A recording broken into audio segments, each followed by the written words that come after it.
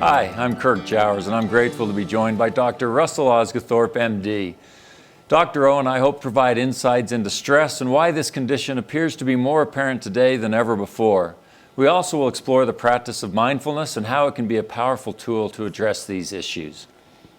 Dr. O, thank you so much for taking the time. It's good to be back together with you. It is good to be back with you, Kirk. Thank you. It was a real honor to be able to do the COVID-19 series with you. We had a good time doing that. We did. Over 3.6 million views, and many of them were in Europe, at least from my Instagram and personal text feed. So you're among friends here. And I must say, Kirk, that I was very proud of how steep the learning curve was for you during those 4 weeks we did those, and how quickly you navigated it. You were fantastic during those. Oh, thanks. It was a fun upper division college course for me to take with you and to spend time reading. Agreed. I feel like this session is a good follow-up to a lot of the things we've been working on together. Yeah. And so let's talk about stress. What is it? Stress, I think we all know what stress feels like. We all experience stress on the day-to-day. But stress is essentially a physiologic response to a body being moved out of homeostasis. It can be physical, it can be emotional, it can be any one of a number of things can put you into a stressful situation. It doesn't really matter what the cause is, but the final common pathway of stress is all the same. We experience stress physiologically through our autonomic nervous systems as we are flooded with the biologic response to what is a stressful stimulus. So how does it affect our body?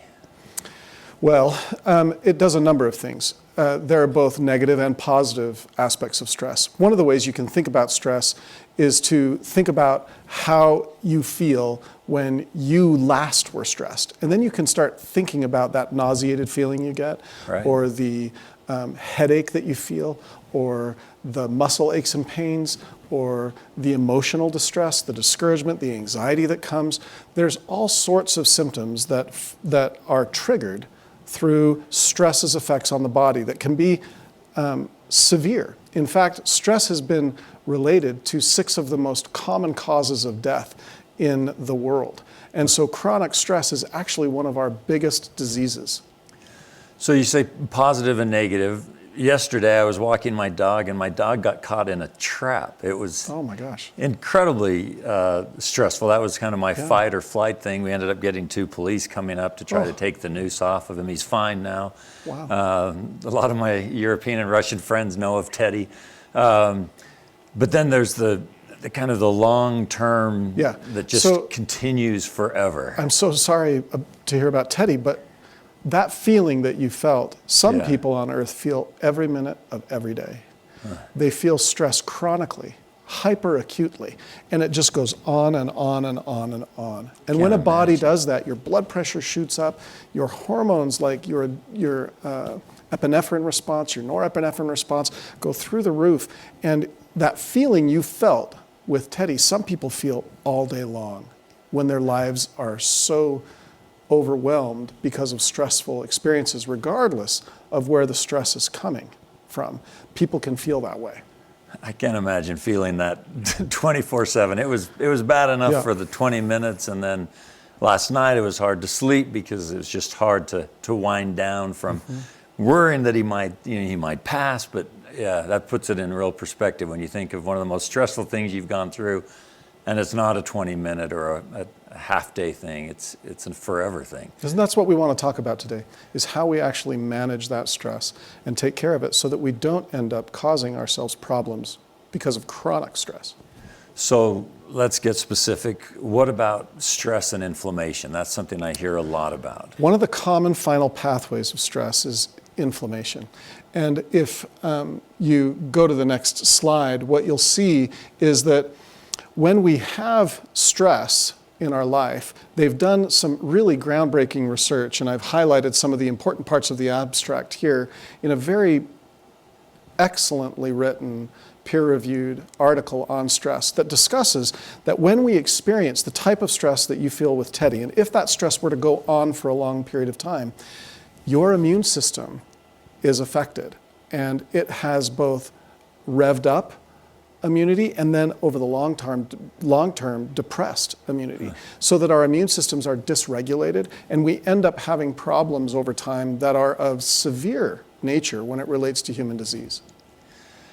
So how do we manage stress effectively? And maybe start with exercise, because that's something we can all easily understand. Yeah, you bet. I've pulled a couple of studies to help us have this conversation. You know how much I love those. Yes.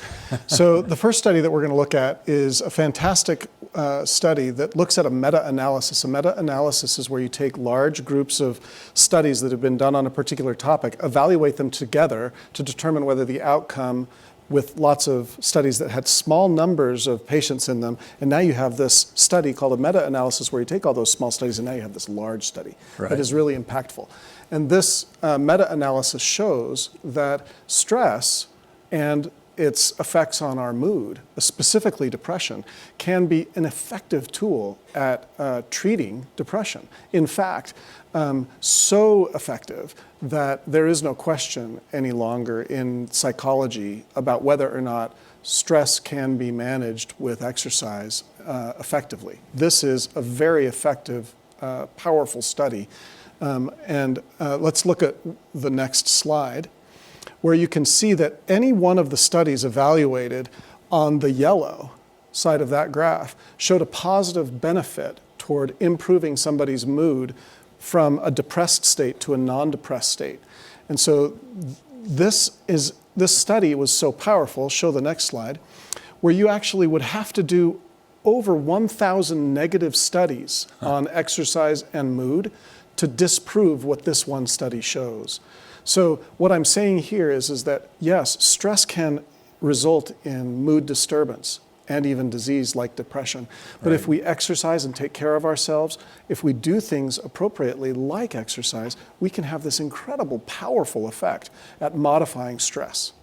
And this is the perfect example of why I love having you as our chief medical officer, at least 95% of the time, because every time I walk into your office, you're right almost next to me, and I'll have what I think is a simple question. You don't ever give a simple answer. You're like, well, Kirk, let's go to these studies. And 2 hours later, we'll have walked through all of these studies, and you'll say, yes, it is good to exercise. Yeah, it is. But it gives me that comfort that it's not an off-the-cuff answer. Right. You don't do that, and I really appreciate that. Thank you. Let's look at the next study. So this is another powerful study showing that yoga and mindfulness can be used to mitigate stress. And it's also, again, a meta-analysis where you can measure physiologically the benefit of a yoga mindfulness program. Go to the next slide and I'll show you the results of that study. 42 studies were included, and the practice that included the yoga with mindfulness improved the sympathetic nervous system and the hypothalamus pituitary axis, so that our hormones that normally get activated during stress through mindfulness and a practice using yoga, you could change your whole physiologic response to stress and improve it. And 42 different studies were evaluated in this one study. So this is a really powerful tool that I think that people kind of dismiss, both in medicine and outside of medicine.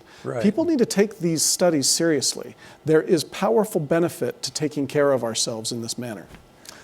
And that's the other thing I love about what you're doing when you're not talking about stress or other specific problems, is you are working so hard and with so many different partners on an integrative approach to health and wellness, and how we meaning doTERRA, were somehow able to lure you away from the incredibly prestigious and important things you were doing as a doctor here, because you do feel that there are ways to improve both how we as doTERRA operate, and as well as how we can improve how medicine is being practiced in the U.S. and around the world. We have questions, and we're going to get answers. That's I'm looking forward to doing it with doTERRA. It's been really fun. Can I look at the next study with you? Yeah, because Europe and I think Russia, everyone will be happy about these yoga statistics, especially Norway. We've got some incredible people there.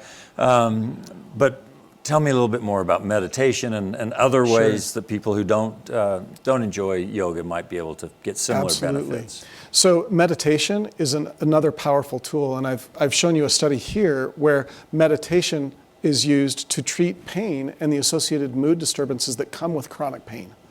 And meditation, just simply breathing, doing careful breathing exercises in a meditative way, can decrease one's pain response. And this study, and I've highlighted some of the important pieces in there that people can read later, shows that patients who are experiencing chronic pain and stress resulting from their chronic pain can improve their scores with pain and how they experience pain through meditative practice.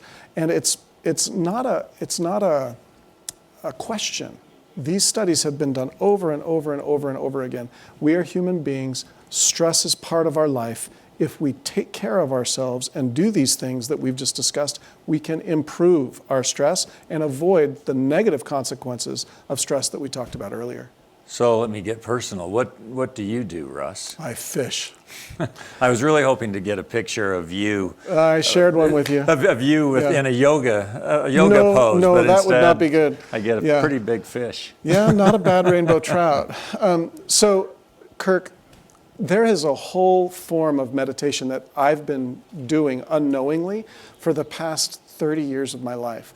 It's called forest bathing. It was practiced most specifically in Japan for many years, but it's grown and traveled worldwide. I know, and I've known for 30 years, that if I stand in a canyon knee-deep in water with a rhythmic fly casting above my head, it doesn't matter whether I catch a fish. Yeah. I go there when I'm stressed, and when I get back to my car and I'm driving home, I'm a different person. And it's because I feel totally differently. It is a meditative process. Many of us have things like this. I'm sure that you go walking with Teddy for the same reasons. Every day after work, I head into the hills with Teddy. And you feel different when you do? I feel so different. Yeah. It changes the whole world. So imagine your life if you didn't do that. Yeah, just coming home and sitting in a room and reading emails, staring at a screen. Yeah. Your life would be different. So if we take care of our stress is not a bad thing. We all have to have it. We're kind of, all of us, like violin strings. If we stress ourselves too much, the string will break. But if we allow that stress to work for us, we can make beautiful music in our lives. Stress is not all bad. Stress gets us out of our chair and gets us moving and gets us doing and tackling problems of the day. But when stress is chronic, that's when we break and when we get sick. And so we need to modify the stress in our lives through these practices. We can exercise, we can be mindful, we can do yoga, tai chi, multiple different forms of mindful exercise can help, as well as what we've talked about here, forest bathing for me, fishing for me, right. Walking Teddy for you. When we're outside, we decrease and unplug and reinvigorate our lives. We need to do that more commonly. Now, the other big part of what helps me enjoy every day is essential oils. I counted, I think I used 17 different essential oils yesterday. Wow, that's great.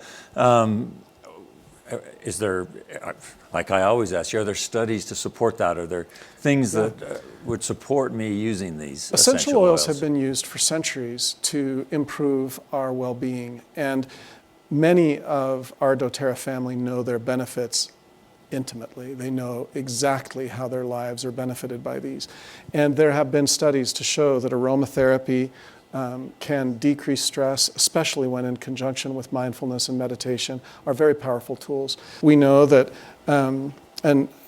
that we have recently rolled out the adaptive program, and we know that the adaptive program will help people to modify the stress in their lives through meditation, mindfulness, and the use of adaptive essential oil for aroma. When we are doing those meditations, we'll even make them more powerful, yes.